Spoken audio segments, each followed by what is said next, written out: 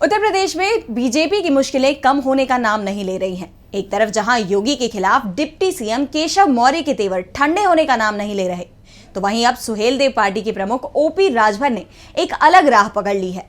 तो क्या है पूरा मामला, देखिए इस रिपोर्ट। यूपी में बीजेपी की मुश्किलें कम होने का नाम नहीं ले रही हैं। एक तरफ जहां विपक्ष उपचुनाव को लेकर एकजुट होकर तैयारी कर रहा है, तो दूसरी तरफ राज्य में शासित बीजेपी सरकार के सहयोगी दल अलग ही राह पर चल रहे हैं। दरअसल यूपी में बीजेपी की सहयोगी पार्टी सुहेलदेव भारतीय समाज पार्टी अब राष्ट्रीय स्तर पर अपना प्रचार करने में जुट गई है।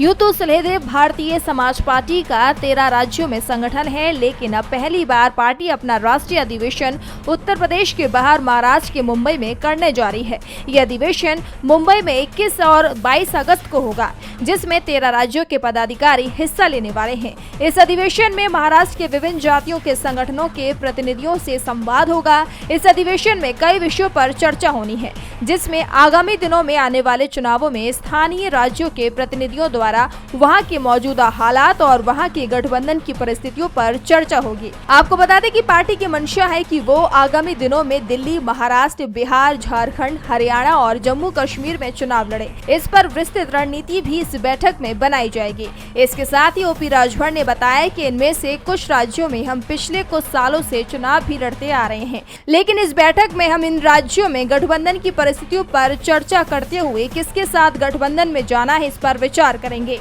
बता दें कि सुभाष सपा का यूपी में बीजेपी के साथ गठबंधन है। बीते साल जुलाई महीने में ही सुभाष सपा एनडीए का हिस्सा बनी थी।